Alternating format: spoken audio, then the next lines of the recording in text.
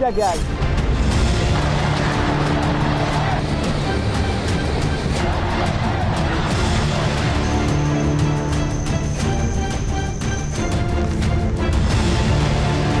मेहरबानी करी एरिया खाली करो, विनती।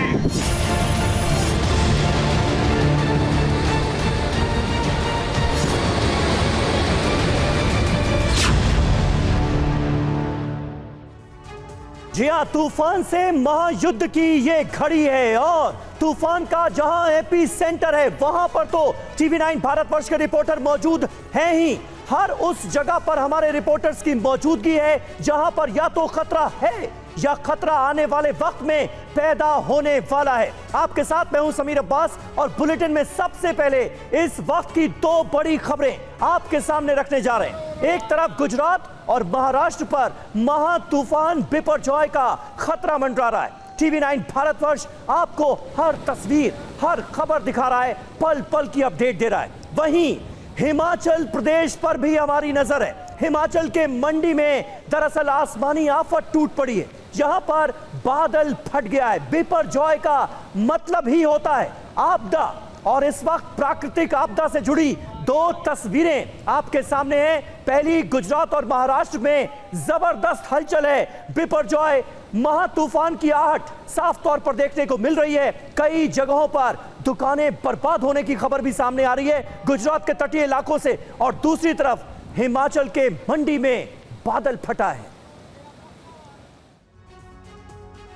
जी हाँ, तो तूफान से महायुद्ध की बारी है और लगातार आपको हम अपडेट्स दे रहे हैं। आगे हम आपको तूफान बिपरजॉय का तांडव दिखाएंगे, लेकिन सबसे पहले हिमाचल प्रदेश से आई कुदरती कहर की एक दहशत में डालने वाली तस्वीर हम आपको दिखाएंगे। हिमाचल प्रदेश में मौसम का कहर देखने को मिला है। मंडी में बादल फटने से तबाही का आलम है।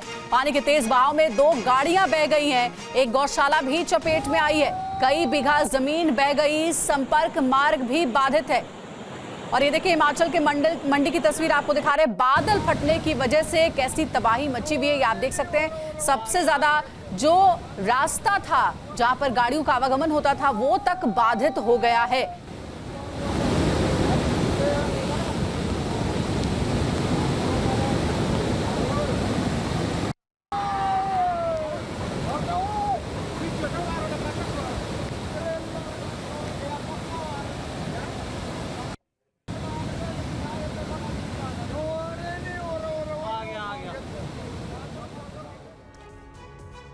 और हम इस वक्त ट्रैकिंग सेंटर में मौजूद हैं। हमारे साथ आनंद सर मौजूद हैं। लगातार हम आपको बता रहे हैं कि इस महा तूफान का मूवमेंट किस तरीके से है, लेकिन इस वक्त एक बड़ी जानकारी आ रही है महा तूफान के बिपरजॉय के मूवमेंट को लेकर। गुजरात के जखाऊ पोर्ट से महज 280 किलोमीटर दूर है तूफान। अभी द्वारका से करीब 300 किलोमीटर है ये तूफान, और सौराष्ट्र कच्छ इलाके में सबसे ज्यादा इसका असर होने की बात कही जा रही है। अब तक करीब 1 लाख लोगों का रेस्क्यू किया जा चुका है, उनको सुरक्षित जगहों पर ले जा चुका है। दोपहर 12 बजे एनडीआरएफ करेगी प्रेस कॉन्फ्रेंस, जिसमें अब तक की जो तैयारियां हैं और आने वाले समय की जो प्रिपरेशंस हैं उसके बारे में जानकारी साझा की जाएगी। तो फिलहाल 280 किलोमीटर दूर है ये बिपरजॉय महा तूफान गुजरात के जखाऊ पोर्ट से। और हमारे साथ इस वक्त तमाम रिपोर्टर्स जुड़े हुए हैं। देखिए, कुमार कुंदन हमारे साथ इस वक्त हैं, विपिन चौबे मौजूद हैं, राजीव मौजूद हैं। राजीव मुंबई में है, विपिन हमारे साथ मानवी से हैं, और द्वारका में इस वक्त कुमार कुंदन है। कुमार के पास ही सबसे पहले जाना चाहूंगा। कुमार, जो जानकारी मिल रही है कि 300 किलोमीटर दूर है तूफान अभी द्वारका से, द्वारका को हिट करने से अभी दूरी जो है 300 किलोमीटर की है। देखिए, 300 किलोमीटर बेशक दूर हो तूफान, लेकिन उस तूफान की रफ्तार जो है कितनी तेज होगी यह कहना मुश्किल है उस वक्त। लेकिन अभी जो ट्रेलर है वो दिखना शुरू हो गया है। मैं द्वारका और ओखा के बीच आड़ामबाड़ा एक जगह है, एक पोर्ट है। ये वो पोर्ट है जहां छोटी नावें खड़ी होती हैं, और इस तूफानी हवाओं की वजह से किस तरीके से छोटी नावों को नुकसान हो रहा है उसकी तस्वीर टीवी 9 भारतवर्ष आपको दिखा रहा है। एक दूसरे से टकरा कर नाव जो है वो कहीं न कहीं टूट रही है, और उसकी वजह से जो नाविक हैं या फिर एक तरह से कह सकते हैं नाव के मैनेजर हैं, वो इस तूफान में भी किसी भी तरीके से अपने नावों को संभालने की कोशिश कर रहे हैं। क्या परेशानी आप लोगों को आ रही है? बहुत परेशानी आ रही है। ये तूफान इतना तेज है कि हमारे आदमी कुछ नहीं कर सकते हैं। सिर्फ देखते हैं और बोटें आपस में टकरा टकरा के टूट रही है, बहुत नुकसान हो रहा है, बहुत हार्ड ये है ना साइक्लोन है। या हम तो भगवान से प्रार्थना करता है कि ये जल्दी जल्दी ये साइक्लोन खत्म हो जाए और हमारे पर जो ये आया है मुसीबत वो टल जाए। इसके पहले भी इस इलाके में आया था आप लोगों को, अभी तूफान तो पूरी तरीके से आया भी नहीं है, तब इतनी परेशानी हो रही है। अरे आया नहीं है और इतना परेशानी हो रही है, अगर जो आएगा तो कितना परेशानी होगा। इसलिए अपन भगवान से प्रार्थना करता है कि ये तूफान इधर आए नहीं। अब रवि मैं बताऊं, मैं जेटी पे ही मौजूद हूं और छोटी जेटी है और उसके दूसरी तरफ जो सबसे साइड में जो लगाई गई है नावें, वो नावें हैं जो टूट गई है एक तरीके से। किसी का माउथ ब्रेक हुआ है, किसी का मिड ब्रेक हुआ है और उन जो टूटी हुई नावें हैं उसकी वजह से एक तरह से कह सकते हैं कि यहाँ तकरीबन 300 से 500 के आसपास नावें हैं। जहाँ भी नजर आएगी आपको नाव नजर आएगी और वो हवाएं इतनी तेज है। आप देखिए मेरे ठीक सामने में एक क्लोज शॉट दिखाने की कोशिश कर रहा हूँ किस तरीके से इसमें मूवमेंट हो रहा है और यही मूवमेंट एक दूसरे से टकरा कर जो है वो टूट रही है और ये काफी महंगी भी होती है। कितना महंगा होता है एक नाव को बनवाना? एक नाव 20 लाख में बनता है, 25 लाख में भी बनता है और 40 लाख में भी नाव बनता है। नाव बहुत महंगा है। क्या अगर जो ये टूट जाएगा तो वो मालिक है वो तो रोटी के बिना हो जाएगा। और काम करने वाले लोगों को भी परेशानी है, सबको परेशानी है, काम करने वाले को भी परेशानी है, बोट मालिक को है उसको भी परेशानी है, गांव वालों को सबको परेशानी है। 1989 में भी इस इलाके में आया था, उस समय भी इतनी तबाही हुई थी? नहीं, इतनी तबाही नहीं हुई थी। 98 में आया था, जून में ही आया था, लेकिन इतनी तबाही नहीं थी।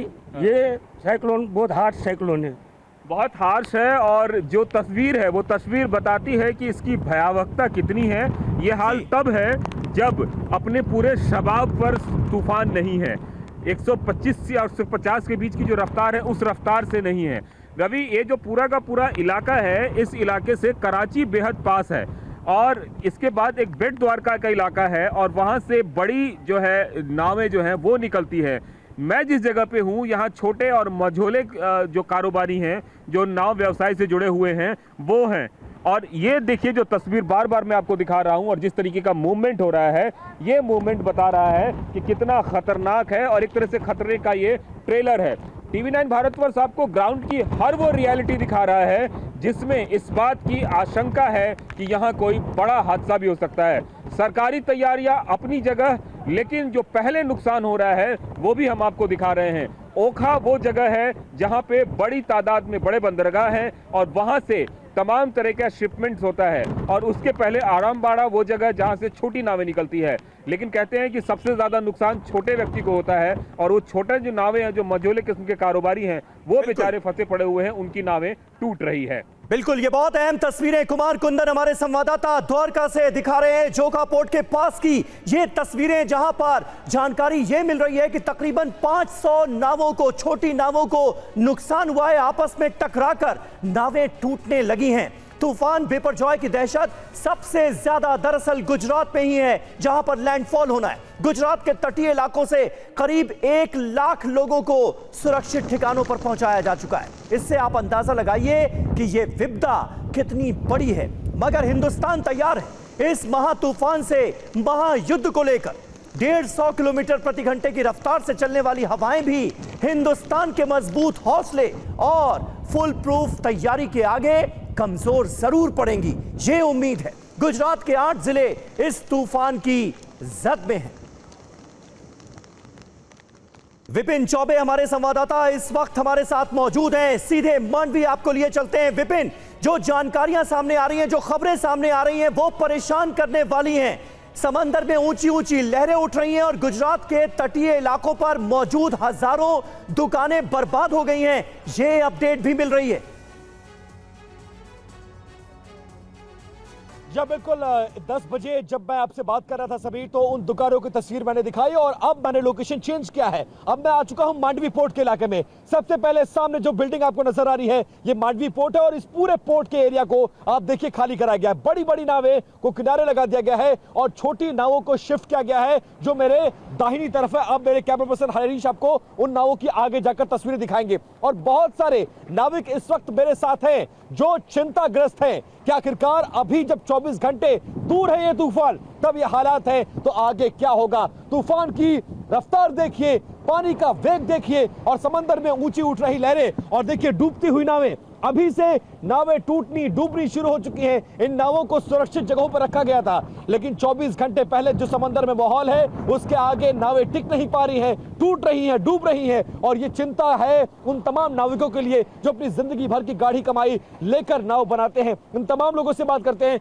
कितनी बड़ी चिंता, कितना बड़ा नुकसान हो रहा है आप लोगों का और कितना डर सता रहा है आप लोगों डर को? तो बहुत सता रहा है साहब, कभी भी ऐसा तूफान हम देखा भी नहीं है हमारी उम्र तक। हाँ, ऐसा तूफान कभी नहीं देखा था। अभी 24 घंटे बाकी है, क्या होगा, क्या अंदाजा लगा रहे हैं आप लोग? तो डर तो लगता है ना सब, कभी अभी कितना भरेगा वो। हाँ। ये जो बड़ी नाव हम पीछे देख रहे हैं, क्या इस पर भी खतरा मंडरा रहा है? इसमें भी मर रहा है ना सब, पवन आएगा तो। अच्छा, इस तरह से आप लोग को क्या लग रहा है, जो यहाँ के स्थानीय लोग बता रहे हैं वो क्या बता रहे हैं, पुलिस क्या बता रही है, क्या इस जगह को खाली करके बिल्कुल विपिन, और देखिए मांडवी वो जगह है जहां पर शिप बहुत सैकड़ों सालों से बनाने का काम चलता है। तो जो शिप अंडर कंस्ट्रक्शन है, जो किनारे पर रहती है, उनके लिए भी खतरा है। तो ये अपने आप में चिंता की बात है उन लोगों के लिए। और अब हम इस वक्त ट्रैकिंग सेंटर में मौजूद हैं, तो हम आनंद सर से समझेंगे, ट्रैक करने की कोशिश करेंगे इस बिपरजॉय को, महा तूफान को। सर, ब्रेक में आप हमें बता रहे थे कि किस तरीके से डे बाय डे इसका मूवमेंट रहेगा और कैसा इंपैक्ट रहेगा, जरा बताइए दर्शकों को। ये 14 तारीख का मुझे लगता है कि ये कल सुबह तक का वैलिड है, यानी कल तक आज से सुबह 8:30 बजे से लेके कल सुबह 8:30 बजे तक। तो इसमें क्या क्या बताना चाहेंगे आप? इसमें देखिए, पहला तो यह है कि ये जो हैवी रेन का जो सेंटर है अभी ये कोस्ट से थोड़ा वेस्ट की ओर है और विंड सदर्ली है। ये लैंड एरिया में अभी नहीं है, सी एरिया अभी सी में नहीं, पर हाँ मॉइस्चर आना शुरू हो गया है, विंड सदर्ली आ गई हैं और अब आगे चलते हैं। आगे बढ़े, हम अगले दिन की बात करें, यानी हम देखेंगे ये डेट, ये किस दिन की बात कर रहे हैं हम? ये है 16 तारीख, 16 सुबह की जी, 16 तारीख। देखिए 14, 15 और 16 तारीख शाम रात्रि से ये देखिए सिस्टम आगे मूव कर गया है। ठीक है, ये जरा इसको समझाइए। ये भारत के जो भूमि है, यानी कि पश्चिमी तट गुजरात का इलाका, उसके अंदर ये प्रवेश कर चुका है। और ये देखिए 20 सेंटीमीटर वाली रेन है वो एंट्री कर चुकी है यहाँ पर।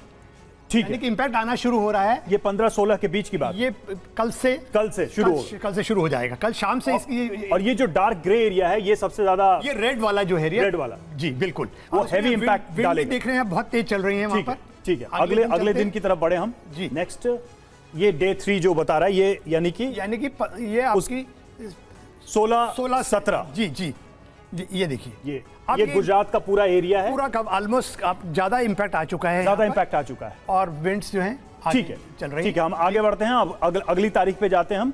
और ये देखिए, ये हम 17-18 पे आ गए हैं। 17 पे जी। अब ये मूव करके राजस्थान पहुंच चुका है। जी बिल्कुल, 17-18 तो यहाँ अब राजस्थान में भी इंपैक्ट आना शुरू हो जाएगा इसका। ठीक है, और इसी तरीके से ये आगे बढ़ता जाएगा। तो राजस्थान में, जैसा कि हमने आपको खबर भी बताई थी कि राजस्थान में अलर्ट जारी किया गया है और लोगों को सतर्क रहने के लिए किया गया है। ये वही तारीख है, यानी 17-18 के बीच में, जो सर अभी मैप के माध्यम से भी समझा रहे थे। ये इंपैक्ट समीर किस तरीके से आगे बढ़ रहा है डे टू डे, ये हम ट्रैकिंग सेंटर से दर्शकों को बता रहे हैं। तो तबाही का पैमाना बहुत बड़ा हो सकता है, ये हम सब के लिए चिंता का बहुत बड़ा सबब है। और ऐसे में हम सीधे रुख करेंगे अपने रेस्क्यू सेंटर का।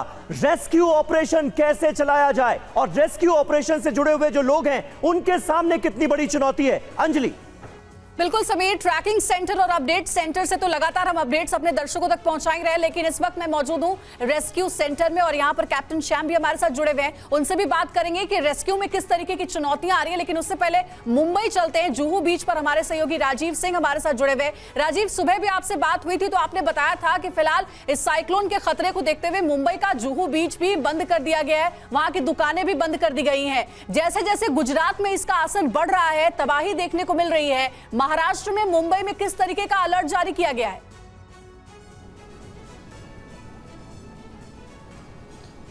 बिल्कुल, देखिए मुंबई और उसके आसपास के तमाम उपनगरों, खास तौर पर जिसे हम कोंकण बेल्ट कहते हैं, यानी कि वो जिले जो समुद्री जिले के तौर पर जाने जाते हैं, समुद्र के किनारे बसे हुए हैं, मुंबई है, पालघर है, रायगढ़ है, रत्नागिरी है, सिंदूर, इन तमाम जगहों पर एनडीआरएफ की टीमें तैनात की गई है। 3 टीम तो सिर्फ मुंबई में तैनात की गई है किसी भी स्थिति से निपटने के लिए एनडीआरएफ की। इसके अलावा यहाँ पर जो लोकल मैकेनिज्म है, एसडीआरएफ की टीम है, साथ साथ में मुंबई महानगर पालिका की टीम है, मुंबई महानगर पालिका के अंतर्गत काम करने वाले दमकल विभाग की टीम है, उन मुंबई पुलिस है, इनके कर्मचारियों को तैनात किया गया। इस वक्त मैं जुहू बीच पर हूँ, यहाँ की तस्वीर आपको दिखा देता हूँ क्या स्थिति है यहाँ पर। आप देखिए, सबसे पहले ये जुहू बीच का एंट्रेंस है और जुहू बीच पर जो तमाम तमाम सैलानी आते हैं वो यहीं से दाखिल होते हैं। यहाँ पर आप देखिए, यहाँ पर पुलिस कर्मचारियों ने बाकायदा बैरिकेडिंग करके बीच को पूरी तरह से बंद कर दिया गया और रस्सी भी लगाई गई बाकायदा। ऐसा नहीं कि सिर्फ बैरिकेडिंग की गई है, लोग आते हैं तो लोगों को वहां से ही वापस भेज दिया जाता है। पुलिस की एक वैन यहाँ पर आपको नजर आएगी। साथ साथ में यहाँ पर आप देखिए सामने आपको लाइफ गार्ड भी दिखाई देंगे। इन लाइफ गार्ड्स के ऐसी 20 लोगों को एक टीम बनाई गई है जो 3.5 किलोमीटर के पैसेज में यहाँ पर तैनात किया गया है। यानी कि राजीव, समंदर किनारे आने से किसी को भी मना किया गया है और तमाम वो तैयारियां भी इस साइक्लोन को देखते हुए हम देख पा रहे हैं आपकी रिपोर्ट्स के जरिए। कैप्टन श्याम, जल्दी से मैं चाहूंगी कि बताइए आप, गुजरात में ये जो साइक्लोन आया है बिपरजॉय, इसके खतरे को हम कैसे भाप सकते हैं? रेस्क्यू में कैसी चुनौतियां फेस करनी पड़ सकती है, क्योंकि अभी तबाही का वो मंजर आया नहीं है, आने वाला है। देखिए, रेस्क्यू सेंटर्स के हिसाब से बात करें तो वेस्टर्न नेवल कमांड और जो हमारा वेस्ट जोन है कोस्ट गार्ड का, जो ये दोनों गांधीनगर से और मुंबई से ये रेस्क्यू सेंटर को कोऑर्डिनेट किया जाता है और इनकी आज के दिन में एनडीआरएफ स्टेट गवर्नमेंट के साथ मिलकर रेस्क्यू ऑपरेशंस करती है। आर्मी, नेवी, कोस्ट गार्ड और ये एयरफोर्स इसके सपोर्ट सिस्टम है, जो कि ऐसे हालत में खासकर कोस्टल रीजन में नेवी और कोस्ट गार्ड की जरूरत बहुत ज्यादा पड़ती है। तो एरिया कमांडर्स जो है ओखा और पोरबंदर में जो नेवी की रेस्क्यू टीम्स है वो रेडी है, 5 टीम सभी जगह, और वलसुरा जो जामनगर के पास है नेवी का बेस, वहां से 15 टीम वहां पे रेडी है। लेटेस्ट अपडेट मिली है? ये जो लेटेस्ट अपडेट जो मिली है उसके हिसाब से, और 4 शिप्स जो है डिस्ट्रॉयर और पेट्रोल बोट के हेलीकॉप्टर्स के साथ, सीकिंग, चेतक और एएलएच हेलीकॉप्टर के साथ मुंबई से रेडी है। P8 एयरक्राफ्ट जो है वो मैरीटाइम रिकनेसेंस एयरक्राफ्ट है, डॉर्नियर है, जो गोवा में चेतक भी रेडी है, सिक्रा जो है बेस कोलाबा में नेवी का, वहां से सीकिंग हेलीकॉप्टर जो मरीन कमांडो का बेस है।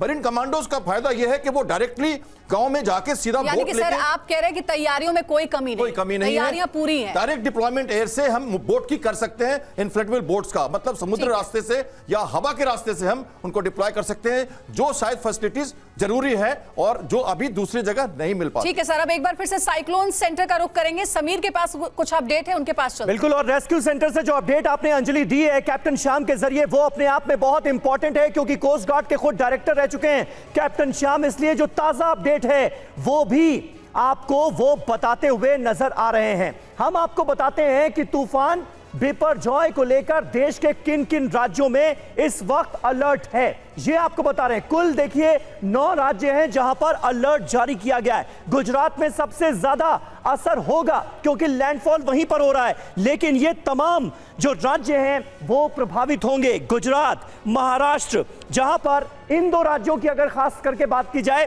तो इन पर सबसे ज्यादा असर होगा। इसके अलावा कर्नाटक, लक्षद्वीप, केरल, और इधर आ जाइए आप नॉर्थ ईस्ट में अरुणाचल प्रदेश, आसाम और मेघालय, ये वो तमाम राज्य मैप के जरिए हम आपको दिखा रहे हैं जहां पर अलर्ट जारी किया गया है। यानी इन राज्यों में इस महातूफान का असर देखने को मिलेगा, इंपैक्ट देखने को मिलेगा, लेकिन यह असर कितना बड़ा होगा इस पर सबकी नजरें हैं। खतरा तो है ही, इसमें कहीं कोई शक नहीं है, लेकिन खतरे के प्रभाव को कम करने की कोशिशें इस वक्त वॉर लेवल पर जारी है, युद्ध स्तर पर जारी है। हमारे साथ national institute of disaster management के प्रोफेसर चंदन घोष भी मौजूद हैं। घोष साहब, ये चैलेंज, ये चुनौती अपने आप में आपको कितनी बड़ी नजर आती है ताकि इस खतरे के प्रभाव को कम से कम किया जा सके?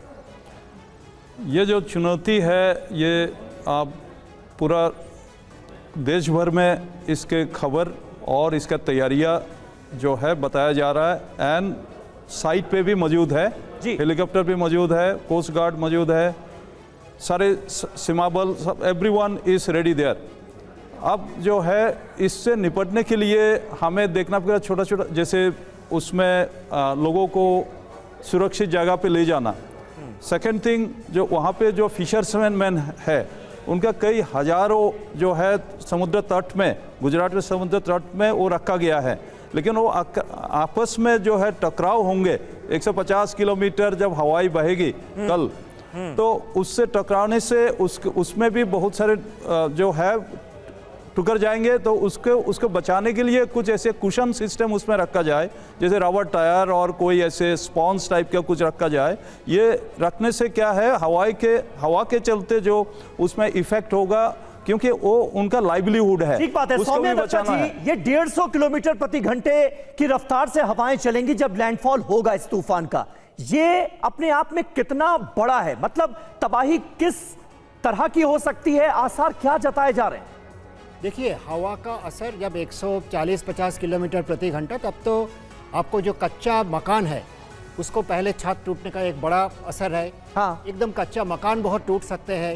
हाँ, जो आपको जो तटीय इलाका में, कोस्टल एरिया में जो गलत किस्म का छत बना हुआ है, जो गेबल रूफ कोस्टल एरिया में नहीं होना चाहिए। नहीं सर, मुझे एक बात बताइए, बाढ़ का भी खतरा है क्या? क्योंकि कच्छ से जो हमारे पास खबरें आ रही हैं, गांवों में पानी घुस गया है अभी से। ये देखिए, पानी तो घुसेगा, जो मैंने पहले ही इसके बाद बोला था। हाँ। पहले जो स्टॉर्म सर्ज, हवा जो पानी को धक्का मार के अंदर करते हैं, और ये जो होगा, एक फायदा है आपको, जो टाइमिंग है, जो समय प्रेडिक्टेड है, वो यदि शाम का समय आएगा तो स्टॉर्म सर्ज व पानी घुसने का प्रभाव कम पड़ेगा। और यदि दोपहर को व थोड़ा देर रात में, थोड़ा उससे देर आए, क्योंकि जो टाइड है गुजरात का उस हिस्सा में अभी टाइड का जो समय है ज्वार भाटा का, तो सबसे नीचे जो ज्वार भाटा का टाइम होगा, लो टाइड, वो है करीब शाम को 6-6:30। जी हाँ, यानी कि मुसीबतें आने वाले समय में और बढ़ने वाली है इस चक्रवाती तूफान को देखते हुए, जैसा आप बता रहे हैं। सर लौटेंगे आपके पास। देखिए, एक और बड़ी खबर, ये तूफान में किसी तरह का नुकसान ना हो, इसीलिए प्रशासन एहतियात बरत रहा है। द्वारका में एक पुराने टावर को तूफान से पहले गिरा दिया गया ताकि तबाही ज्यादा बड़ी ना हो। वहीं से देखिए हमारे सहयोगी कुमार कुंदन की रिपोर्ट। विपर्जय के जो परिणाम है वो दिखने लगे हैं। या तो कई जगह कई सारी चीज़ें खुद टूट रही हैं, या लोग उससे एहतियातन तोड़ भी रहे हैं। इस वक्त हम द्वारका में मौजूद हैं और द्वारका के दूरदर्शन बिल्डिंग में मौजूद हैं, और यहाँ बरसों पुराना एक टावर है, जिस टावर को यहाँ डिमोलिश किया गया है। उसकी वजह ये थी कि टावर में क्रैक आ गया था और ऐसा लग रहा था कि इससे कोई हानि हो सकती है, तो एहतियातन इस टावर को डिमोलिश किया गया है। और इसकी वजह से एक दीवार का हिस्सा भी जो यहाँ पे है वो भी टूटता हुआ आपको नज़र आ रहा है। ये सारा कुछ एहतियातन किया गया है, क्योंकि बताया जा रहा था कि जिस हिसाब से तेज़ हवाएं चल रही हैं, उस हिसाब से इस तरीके के टावर गिर सकते हैं और उसकी वजह से कोई ना कोई हादसा हो सकता है। तो हादसा से बचने के लिए इस तरीके से इस अबंडेंट जो इसको अबंडेंट किया गया और इसको गिराया गया है, ताकि किसी की जान माल की नुकसान से जो है बचा जा सके।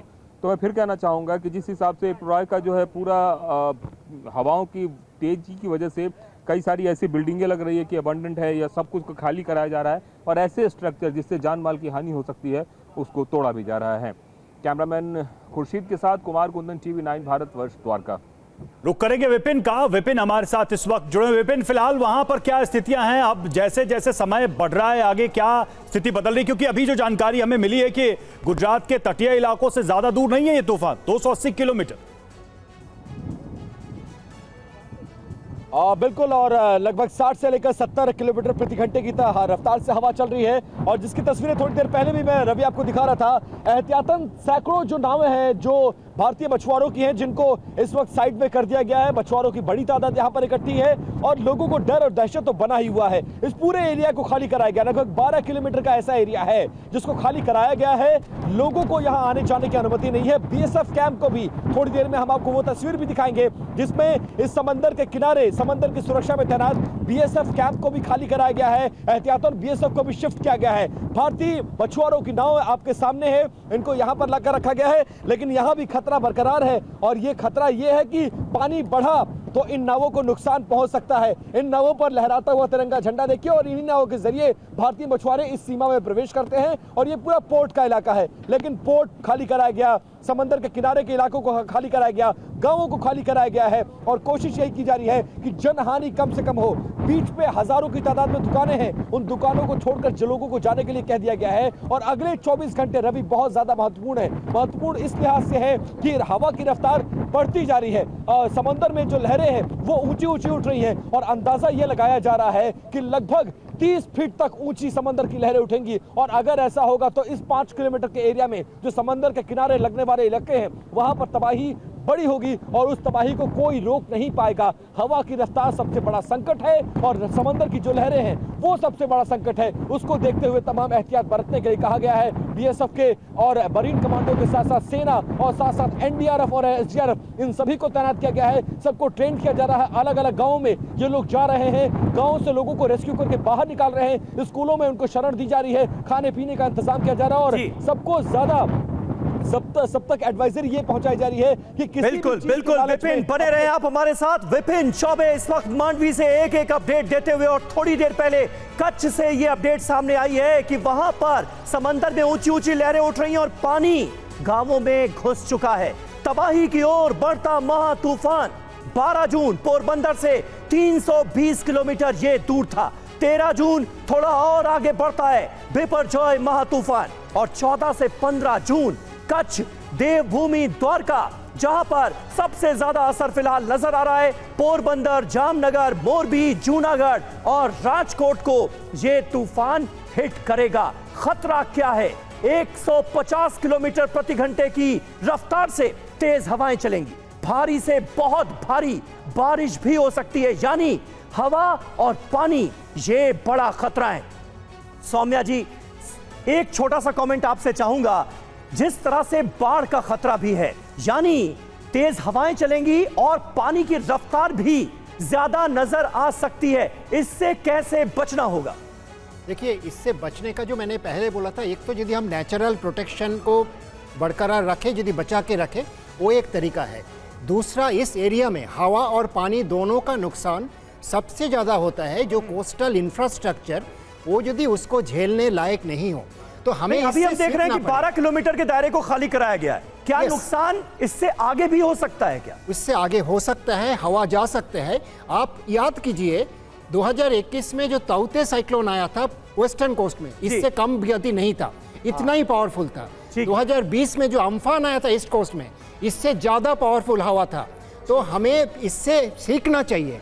बिल्कुल, एक विपर्जय के ऊपर अभी हमें एक के बाद हमें झेलना पड़ा है। बिल्कुल सही बात आप कह रहे हैं, इसलिए हमारी तैयारी बहुत पुख्ता होनी चाहिए। ये बात बिल्कुल समझ में आती है, इसमें कहीं कोई शक नहीं है। बहुत बहुत शुक्रिया सर आप सभी का हमारे साथ इस बातचीत में जुड़ने के लिए, और ये सिलसिला लगातार जारी रहेगा। बिपरजॉय महा तूफान से जुड़ी एक एक अपडेट से आपको आगे भी वाकिफ कराते रहेंगे।